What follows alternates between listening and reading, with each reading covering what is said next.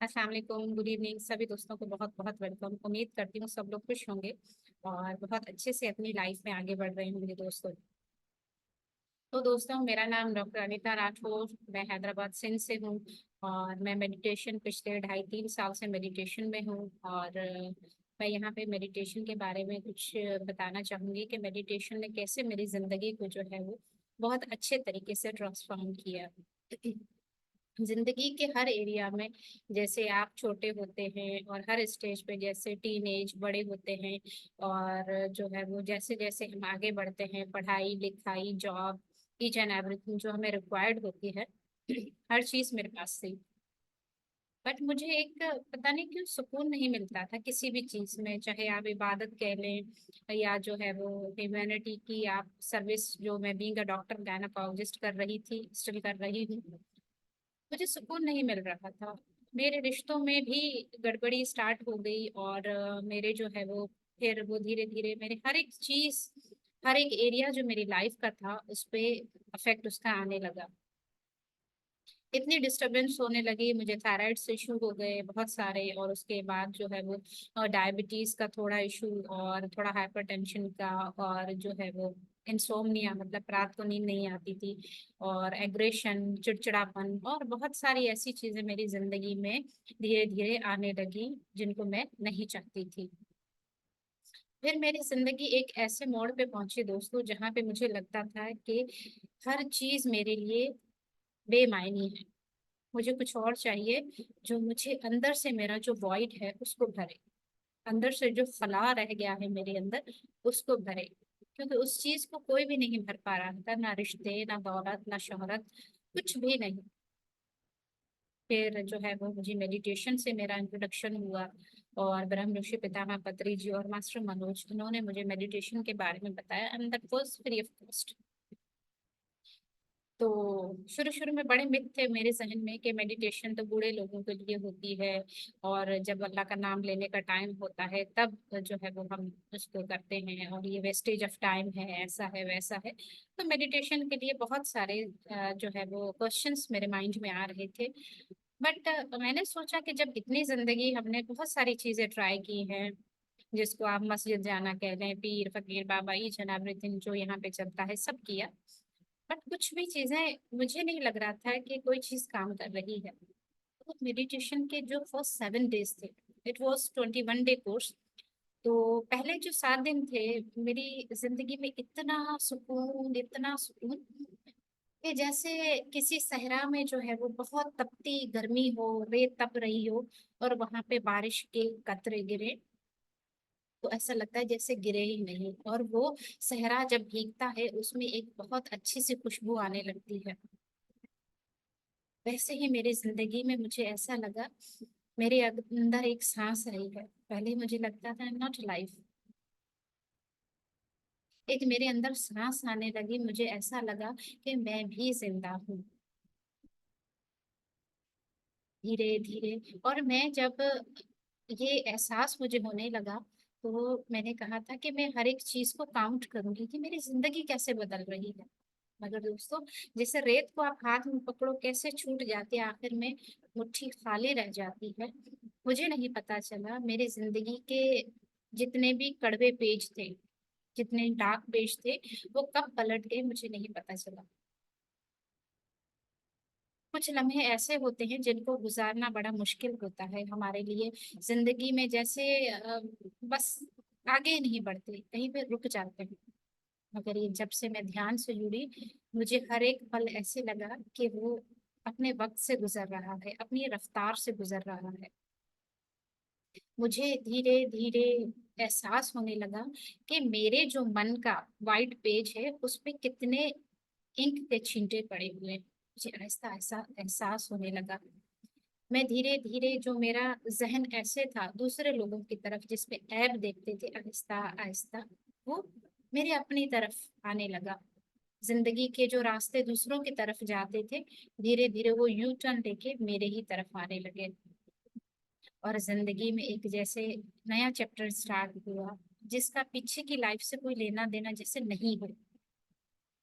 नया एक्सपीरियंस हो रहा था, नई फीलिंग्स हो रही थी और मुझे लग रहा था कि ये सब कुछ मेरे साथ हो रहा है।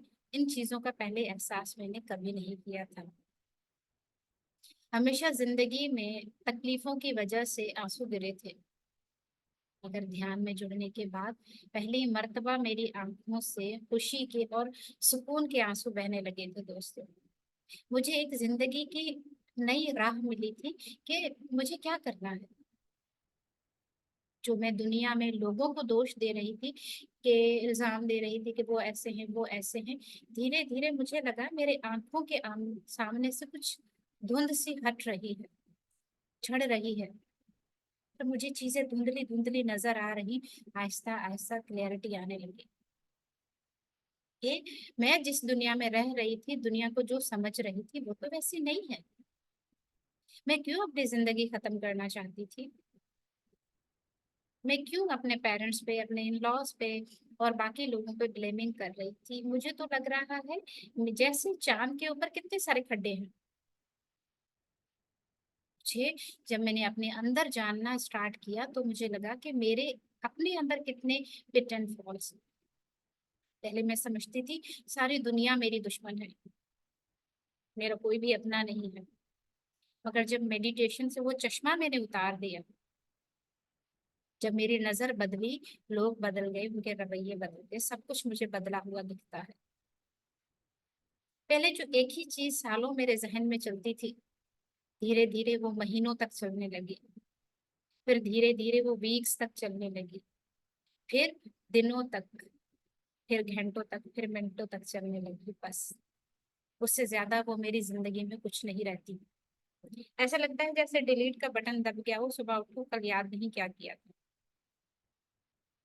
मैंने देखा कि मेरी जिंदगी एक ऐसा सफर कर रही है जो पेन से पेनलेस की तरफ जाता है, जो गम से खुशी की तरफ जाता है, जो ब्लेमिंग से एक्सेप्टेंस की तरफ जाता है, जो ऐसे उंगली करने के बजाय उंगली ऐसे करना सिखाता है। वो सफर मैंने देखा धीरे धीरे। शुरू में तो मुझे बड़ा गिल्ट हुआ जब मैं अपने बारे में अंदर देखने लगी, खुद को देखने लगी कि मैंने ये भी बुरा किया, मैंने ये भी किया, ये भी किया, तो मुझे क्यों जीना चाहिए? और मेरी जिंदगी में अभी भी जो पेन है वो हील क्यों नहीं हो रहा? अगर मैं थोड़ा उन चीजों को भूलने की कोशिश करती हूँ, लोग मुझे आईना दिखाते हैं कि तुम ऐसी थी, दोबारा मुझे ड्रैग कर लेते हैं। मेरी जिंदगी में अनगिनत गिल्ट थे, मेरी जिंदगी में अनगिनत खौफ थे, डर थे, शक थे, शुभात थे, वहम थे। और मैं दुनिया को एक अलग ही नजर से देखती थी, जो दुनिया वैसी नहीं। मुझे लगता था हर कोई मुझसे जुदा है। मगर जब मैं पत्री सर से मिली, जब मास्टर मनोज, उन्होंने मेडिटेशन मुझे करवाया, बहुत सारे मास्टर्स जो है वो हर जो है वो माइलस्टोन जैसे होते हैं ना, जब जब मुझे जिस जिस चीज की गाइडेंस की नीड थी मेरी जिंदगी में आते गए, मुझे गाइड करते रहे।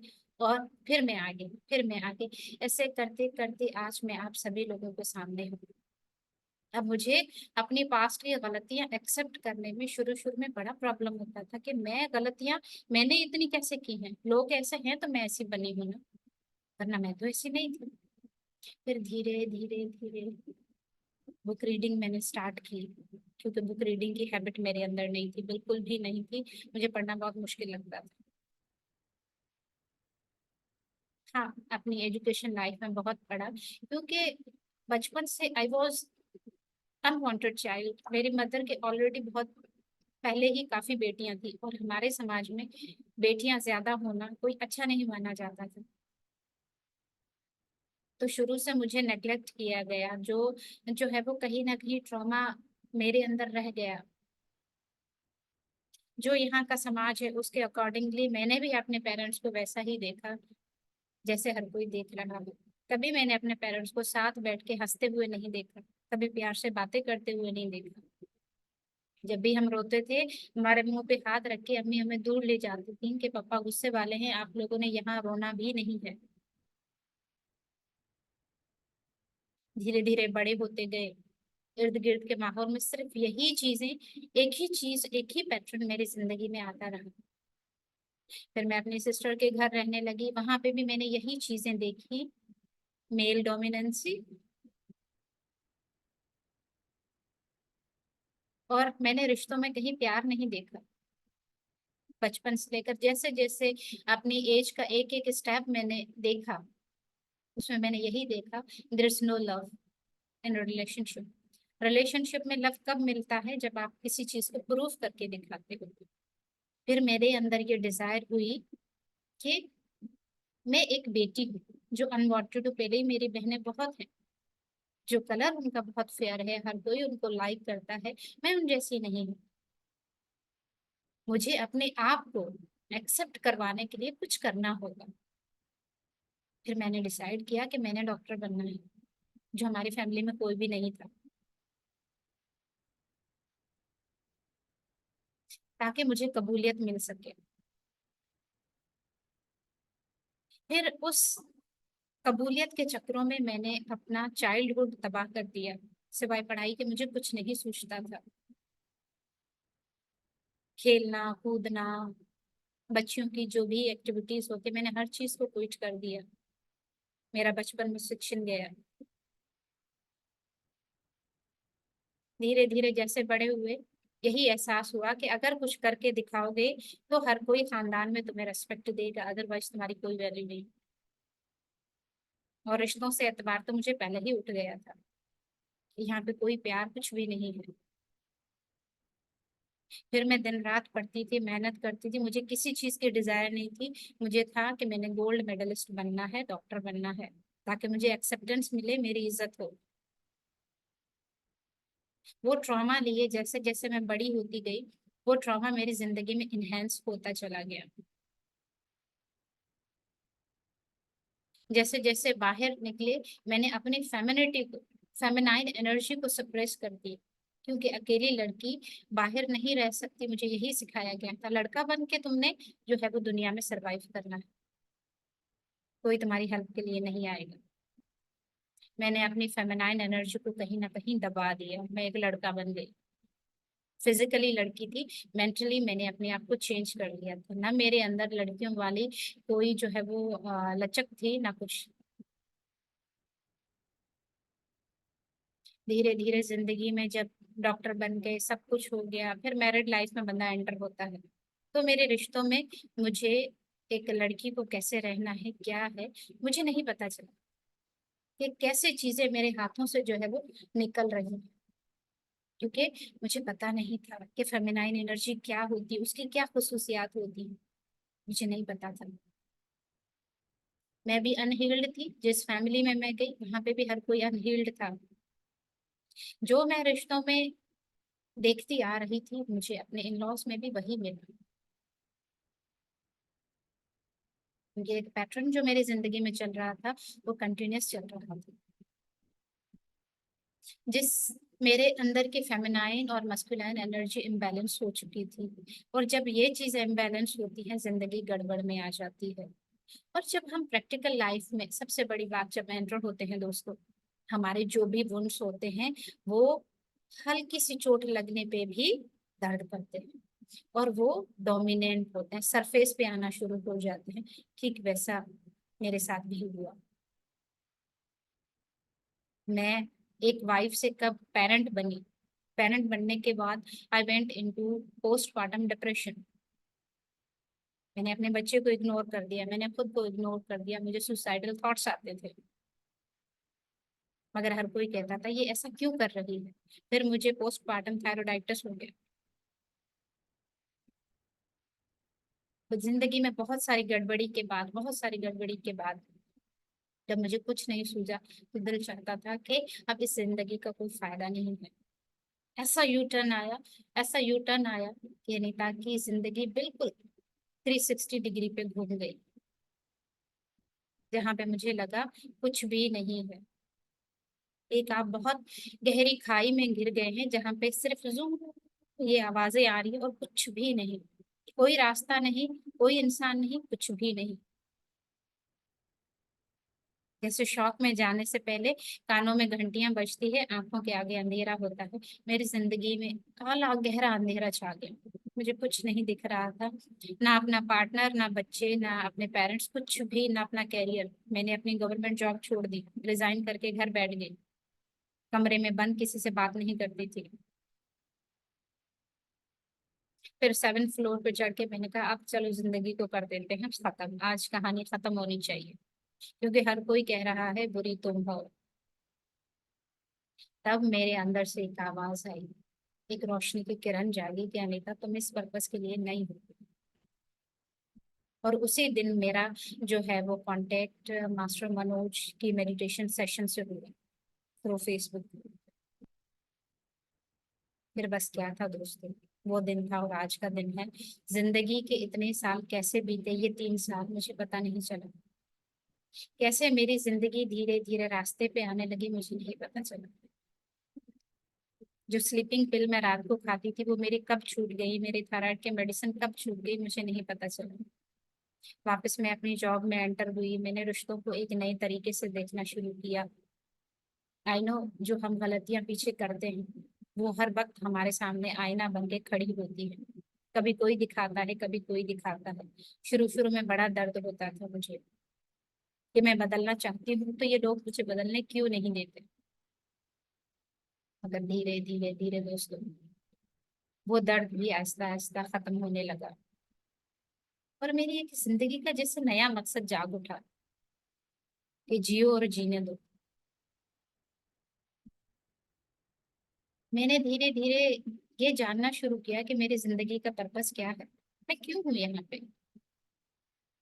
जब ये क्वेश्चन पूछना शुरू किए दोस्तों, मेरा बाहर से सारा जो है वो ध्यान हट गया, लोगों से मेरा ध्यान हट गया। मेरे अंदर एक जैसे तूफान सा आने लगा। ये सब क्या है, ये सारी गैलेक्सीज क्या है, ये पेड़ पौधे कायनात, मेरा इन पे ध्यान जाने लगा। मेरा लोगों पे ध्यान जाने लगा कि मेडिटेशन कैसे लोग कर रहे हैं, कैसे अपनी जिंदगियां बदल रहे हैं। मैं घंटों मेडिटेशन में बैठी रहती थी, मैं लोगों के एक्सपीरियंस सुनती थी, फुल मून नाइट्स में बैठ के पूरी पूरी रात में ध्यान करती थी। मुझे एक ही लगन थी कि मैंने जानना है कि मैं क्या हूँ। मैंने लोगों को जानने में बहुत एनर्जी वेस्ट की है, मैंने खुद को जानना है। कहते हैं ना, जब बदलने की बारी आती है तो एक ही लफ्ज से इंसान की जिंदगी बदल जाती है। जैसे जुनेद जमशेद, जो अब नहीं रहे, उन्होंने कहा था एक अपने इंटरव्यू में कि जब जिंदगी बदलनी होती है ना, एक लम्हा लगता है। और मुझे किसी ने कहा था अनीता, अपने अंदर देखो कि तुम कहाँ से कहाँ तक टूटी हुई हो और तुम लोगों को तोड़ रही हो। पहले खुद को जोड़ना सीखो। बस वो एक लफ्ज था कि मैंने अपने अंदर देखना शुरू किया दोस्तों। फिर क्या था, अंदर तो जैसे पता नहीं कितनी कायनात है मेरे अंदर। ये अंदर जाने के बाद पता चला कि कुछ भी बाहर नहीं है दोस्तों।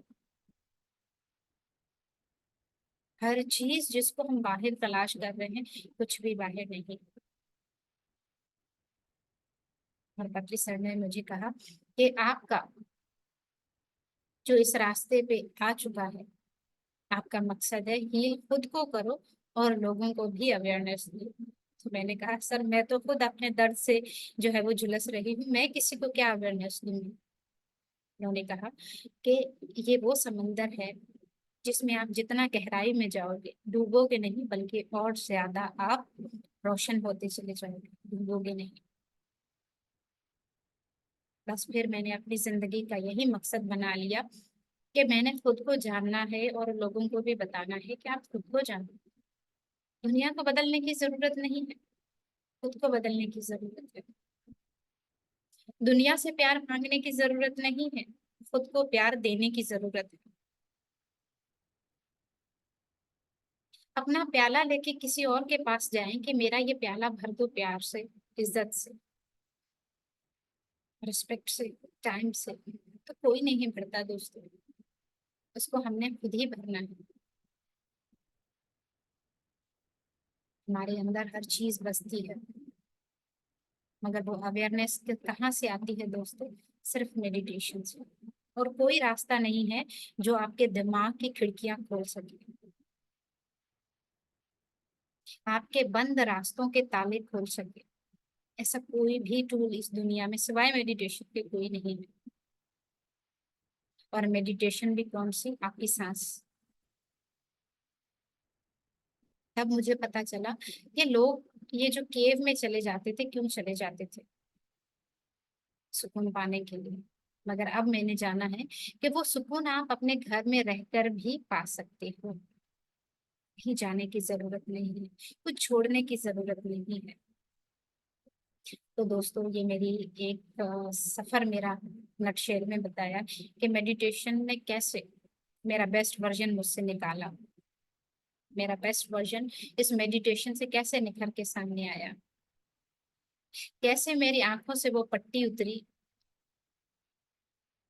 कि मैं दुनिया को देखने का नजरिया बदलूं।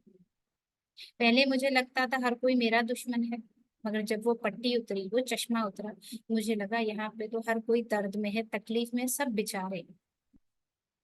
हर किसी को जरूरत है ये अवेयरनेस लेने की कि मुझे खुद को हील कैसे करना है। कोई किसी का दुश्मन भला क्या बनेगा।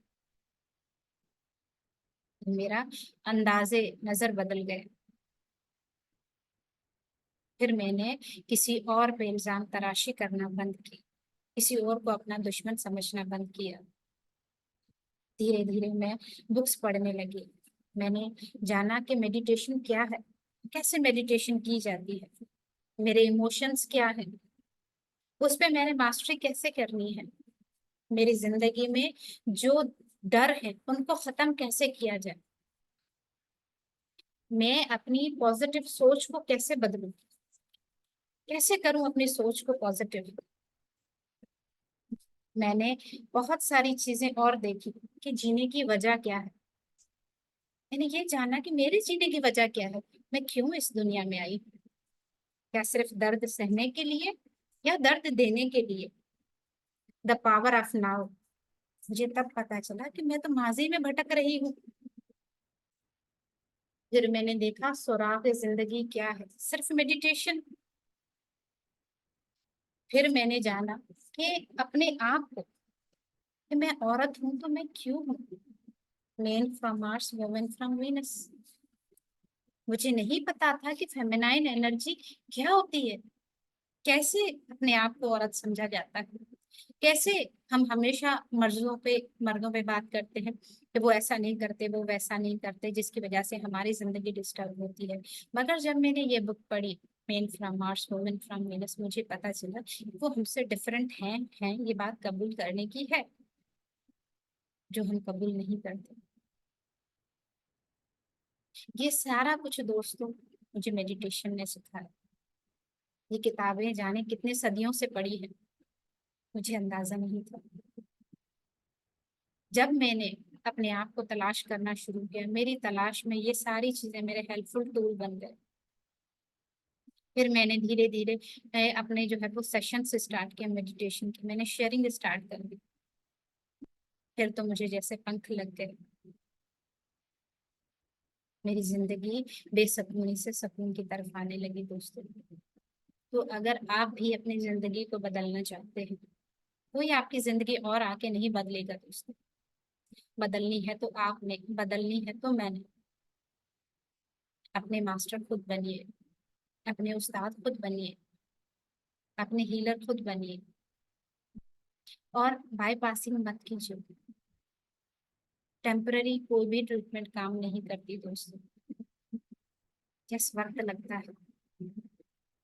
ऑर्गेनिक नेचुरल चीजों में वक्त लगता है, हमें वक्त देना है, खुद को समझना है दोस्तों। तो चलिए दोस्तों, आज आपको थोड़ा मेडिटेशन का सफर करवाते हैं। मेडिटेशन क्या है दोस्तों। मेडिटेशन और कुछ भी नहीं, एक जिंदगी के लम्हों को फुल स्टॉप लगाना है। जो चौबीसों घंटे हम भागते रहते हैं, कभी माजी में कभी फ्यूचर में, उन सब से रुक जाने का नाम मेडिटेशन है। सब चीजों से परे, दूसरों से दूर, मगर खुद के करीब, इसका मेडिटेशन कहते हैं। बहुत सारे डेफिनेशंस इसकी होंगी, मगर मेरी जिंदगी में जो डेफिनेशन है दोस्तों, वो मेडिटेशन की यही है। अपने आप से जुड़ जाओ। पूरा दिन हम काम करते हैं, मगर जो फुल स्टॉप लग जाए हमारी सोचों पे, हमारी मूवमेंट पे, उसको मेडिटेशन कहते हैं। रुक जाना, ठहराव, किसी भी बहाव का ठहराव मेडिटेशन कहलाता है। और अगर आप किसी में अपना 100% देते हो खुली आंखों से, वो माइंडफुलनेस कहलाता है। जब बंद आंखों से वही 100% अपने अंदर को दिया जाए, वो मेडिटेशन कहलाता है। ये मुश्किल नहीं है। जैसे हर सुकून के लम्हे में आंख बंद होती है, बस आपने कुछ नहीं करना। ये सुकून पाने के लिए, जरा ठहर जाने के लिए बस आंख बंद करनी है और जुड़ना है अपनी सांस के साथ। तो दोस्तों, सांस से क्यों? हमारी धड़कनें हैं, बहुत सारी और चीजें हैं, उनके साथ क्यों नहीं? उनके दोस्तों, ये सांस ही है जो हमें अंदर से बाहर, बाहर से अंदर मिलाती है। बाहर की सारी चीजें अंदर, अंदर की सारी चीजें बाहर। यही हमारी वाइब्रेशन बनाती है, यही लॉ ऑफ अट्रैक्शन बनता है। तो हमें एक चौकीदार बन जाना है, हर आती और जाती हुई सांस को महसूस करना है। चलिए दोस्तों, हम छोटी सी मेडिटेशन करते हैं और हम जानेंगे आने वाले दिनों में कि सफरिंग क्या है, कैसे बुद्धा जी जो है इस सफरिंग के पीछे इसको फाइंड आउट करने के लिए निकल गए थे। अपने महल महलात छोड़ के तो जानने लग गए कि सारी परेशानी का राज क्या है, सफरिंग कहाँ से आती है दोस्तों। ये इंशाल्लाह कल बात करेंगे। तो आइए हम मेडिटेशन करते हैं। उसके लिए पहले 3 लॉक लगाने हैं आपने। पहला लॉक आंखें बंद करके, दूसरा अपने फिंगर्स को क्रॉस करके, और तीसरा अपनी लेग्स को लंबा करके क्रॉस करना। इससे क्या होता है दोस्तों, हमारी एनर्जी वेस्ट नहीं होती। ड्यूरिंग मेडिटेशन जो हमें एनर्जी मिलती है, लाइक कॉस्मिक एनर्जी, उसका दूसरा नाम आप लाइफ एनर्जी कह लें। तो जब हम चार्ज कर रहे हैं खुद को, तो ड्रेन ना हो सके हमारी एनर्जी। हमारे पांचों सेंसेस एनर्जी ड्रेन करते हैं, तो लॉक लगा के उनको क्लोज कर देते हैं। और हर मेडिटेशन से पहले और बाद में पानी का इस्तेमाल जरूर कीजिए। अपने आप को हाइड्रेट रखिए। वैसे भी हॉट वेदर है अभी, तो ये जरूरी है, और मेडिटेशन में तो और भी जरूरी है। जस्ट रिलैक्स योरसेल्फ, क्रॉस कर लीजिए फिंगर्स को, बिल्कुल रिलैक्स हो जाइए। अगर जो लोग मेडिटेशन में म्यूजिक यूज करना चाहते हैं ताकि इजीली जो है वो ध्यान में उतर सके, तो उनके लिए हम कल म्यूजिक भी चला देंगे। मगर आज सिर्फ ब्रेथ को ऑब्जर्व करते हुए हर आती हुई सांस और जाती हुई सांस को महसूस करने का जो नाम है, मखसूस नाम है, जिसको हम कहते हैं आना पाना सती टेक्निक। आना मीन्स हर आती हुई, अपाना मीन्स जाती हुई, सती मीन्स स्टिलनेस। हर आती और जाती हुई सांस को महसूस करना। ठीक है दोस्तों, तो बिल्कुल रिलैक्स हो जाइए, बिल्कुल कंफर्टेबल पोजीशन में बैठ जाइए जो आपको इजी लगे। बिल्कुल रिलैक्स, अपना पूरा ध्यान सब चीजों से हटाकर अपनी सांस पे रखिए। कुछ बातें जहन में रखिएगा। जब हम मेडिटेशन करते हैं, हमने कोई इबादत, कोई मंत्र, कोई रिसाइटेशन नहीं करनी, क्योंकि हम फुल स्टॉप लगा रहे हैं। जब हम ये चीजें करते हैं, हमारा दिमाग चलता है और हमने हर चलती हुई चीज को बंद करना है। जैसे हमारे ख्यालात, हमारा चैटिंग बॉक्स, बस इनको बंद करना है। फिजिकल एक्टिविटी सबको बंद करना है। इसलिए इन चीजों की जरूरत नहीं पड़ती। फिर चश्मा हमने मेडिटेशन से पहले उतारना है। वो इसलिए क्योंकि चश्मा जब हम पहनते हैं तो बाहर की दुनिया को देखना हमें आसान लगता है, मगर जब कुछ बाहर देखना ही नहीं तो चश्मे की जरूरत नहीं। ख्याल और तेजी से आएंगे, क्योंकि दिन भर जब हम ख्यालों के ट्रैफिक में उलझे रहते हैं, हमें पता नहीं पड़ता कि कौन सा ख्याल आ रहा है और कौन सा जा रहा है।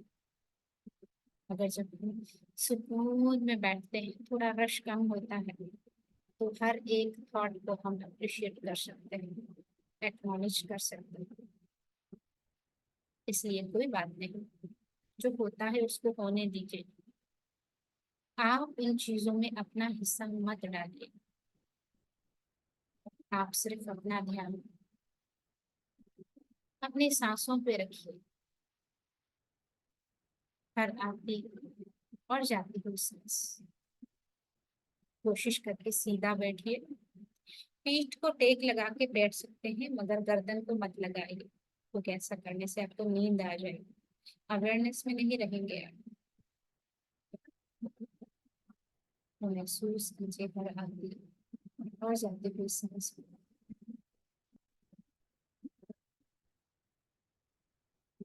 दोस्तों, यही सांस हमारे पहले दिन से शुरू होती है, जब हम पैदा होते हैं। उसी से जिंदगी शुरू होती है और सांस के खत्म होने से खत्म होती है। तो ये आने और जाने का जो सफर है, ये सांस तय करवाती है। तो महसूस कीजिए अपनी ही सांसों को।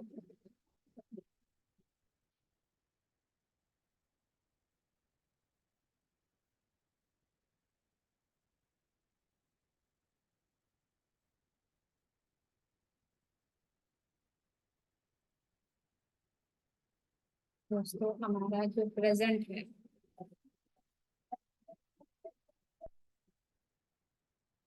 वो बिल्कुल एक बच्चे की तरह सहमा सा खड़ा है और कह रहा है, आप क्यों माजी में भटक रहे हो? आप क्यों फ्यूचर में खुद को बेचा वेस्ट कर रहे हो,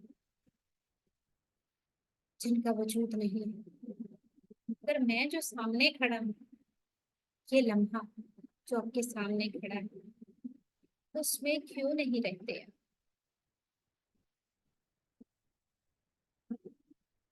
ये लम्हा भी माजी बन जाना है। तो क्या फायदा माजी में झोंकने का? इसी को जी लीजिए।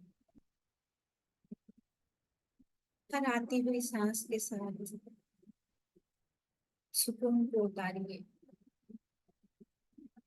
और हर जाती हुई सांस के साथ भी सुकून बांट दीजिए इस पूरे कायनात में। सर से लेकर पांव तक खुद को एक नजर देखिए दोस्तों। क्यों किसी और की नजर ही सिर्फ हमें देखे? हम भी देख सकते हैं।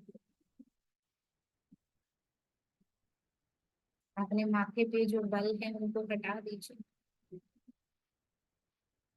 तो कुछ सोचने करने की परेशानी नहीं है। आंखों को रिलैक्स, चेहरे के पूरे मसल्स को रिलैक्स कर दीजिए। एक हल्की मुस्कान की यस, मैं अपने आप से जुड़ रही हूँ। अपने गर्दन, अपने shoulders, back, chest, upper abdomen, lower abdomen, perineal region, thighs, knee joint, calf muscles, और आपके पाँव और उनके तलवे बिल्कुल रिलैक्स हो जाइए दोस्तों।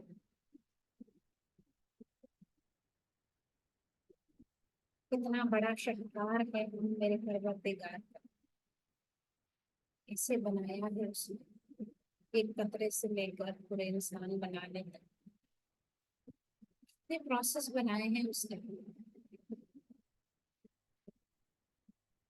आज भी मेरे अंदर कितनी फैक्ट्रीज चल रही है, बिना शोर किए हुए, एक दूसरे से कनेक्शन बनाते हुए। कभी मैंने उनको देखा है, कभी इनको अप्रिशिएट किया है।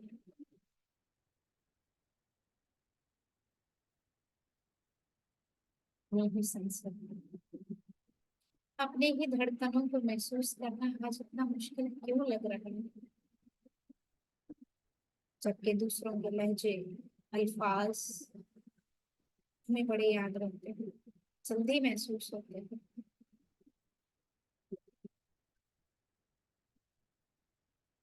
हमारी आंखों में जो दर्द है, कभी अपने आप को नहीं देख पाए, हमें खुद एहसास नहीं तो दूसरा कोई क्या करेगा। बिल्कुल रिलैक्स हो गया, अपनी धड़कनों से, अपनी सांसों से एक हो जाए।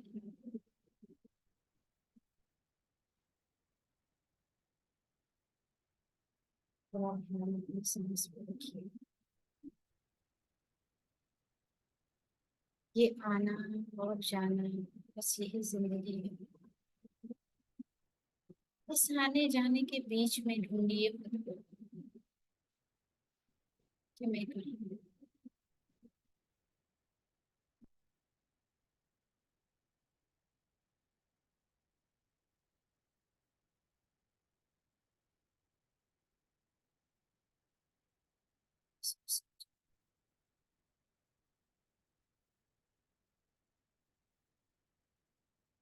सांसों की रफ्तार कैसी है महसूस कीजिए।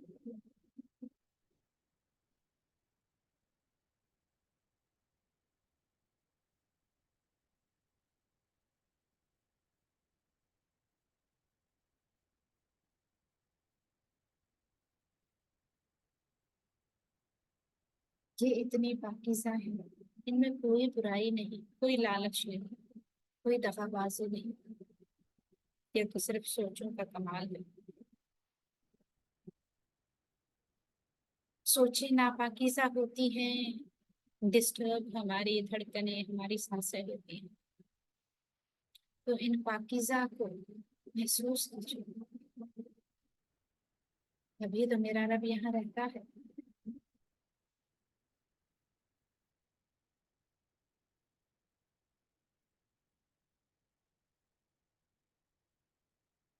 तो बोल दीजिए दोस्तों, है मेरे परवरदिगार,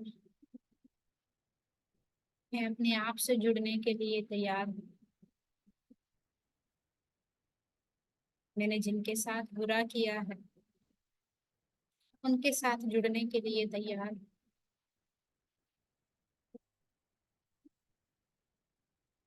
चाहे अच्छा या बुरा मेरा जो भी है, मैं उसको देखने के लिए, कबूल करने के लिए तैयार हूँ।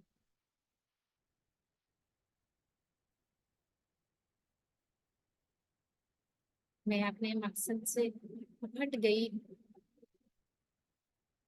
ये दुनिया एक स्कूल है जहाँ मैं कुछ सीखने आई थी। दुनिया की रंगीनियों में भूल गई मैं, मगर अब याद आ रहा है। तो मैं अपना मकसद जानने के लिए तैयार हूँ। मैं अपने आप को जानने, पहचानने और हील करने के लिए तैयार हूँ।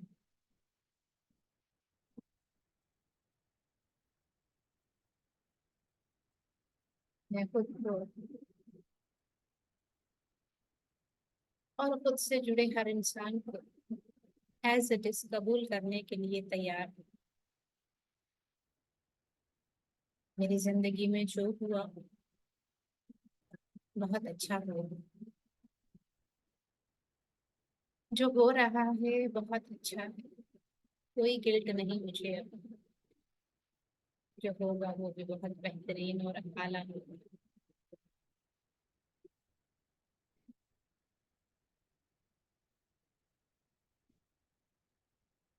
मैं खुद को और खुद से जुड़े हर इंसान को माफ करने के लिए तैयार हूँ, माफी लेने के लिए तैयार हूँ।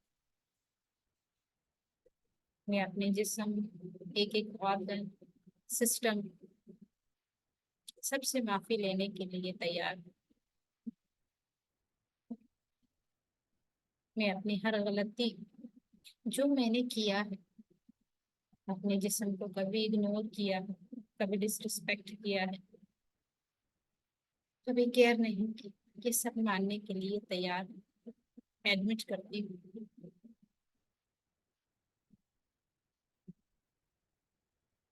मैंने खुदा के हुजूर फर्ज तो बहुत निभाए, मगर उनको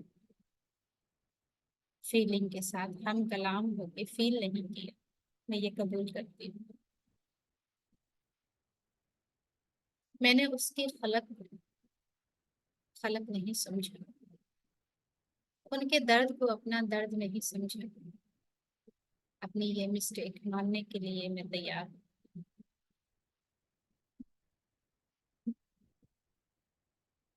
मुझे एक चांस और चाहिए, तो मैं अपने आप का बेस्ट वर्जन सामने ला सकूं।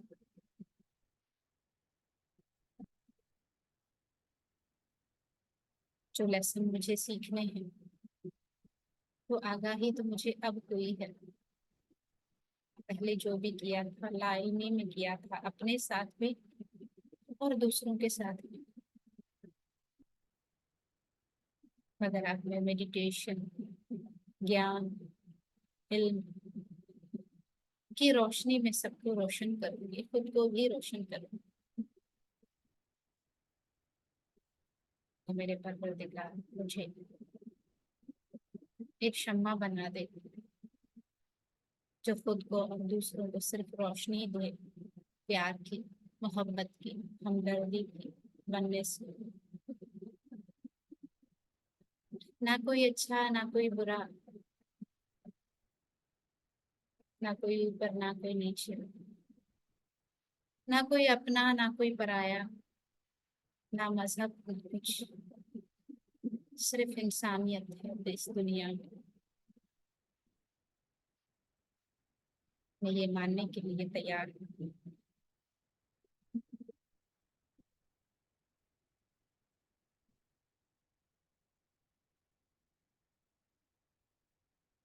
पूरा ध्यान अपनी सांस पे रखिए।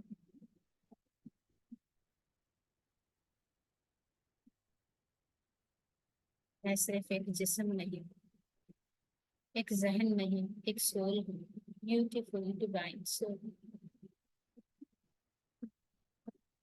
ये मानने के लिए अब मैं तैयार हूँ, ये समझने के लिए मैं तैयार हूँ।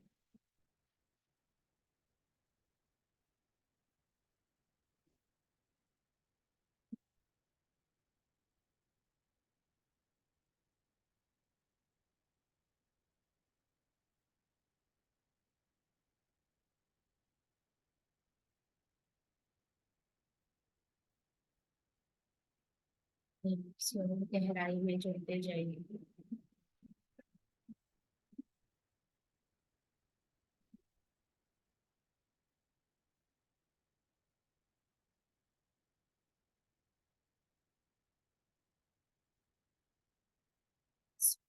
को महसूस करते हुए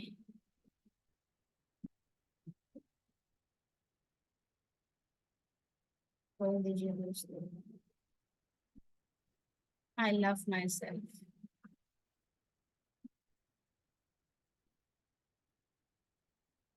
आई लव माई सेल्फ।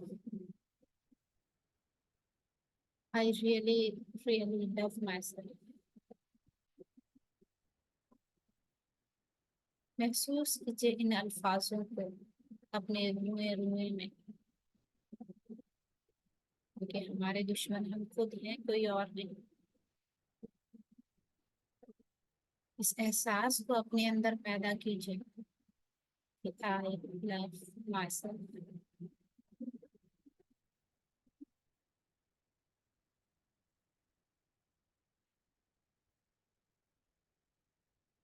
इस एहसास के साथ धीरे धीरे इर्द गिर्द की आवाजों को महसूस करें। अपने हाथों पैरों की उंगलियों को हिलाइए। अपने दोनों हाथों की हथेली को आपस में रख करें और आंखों पे रखें। 5, 4, 3, 2, 1, 0। धीरे धीरे अपनी दोनों आंखों से हाथों को हटाइए और खुद को बिल्कुल रिलैक्स कर दीजिए दोस्तों। जो जो ध्यान से बाहर आ गया अपने लिए क्लैप कीजिए कि आपने कुछ लम्हे फुल स्टॉप करके खुद को सुकून दिया दोस्तों। थैंक यू सो मच दोस्तों।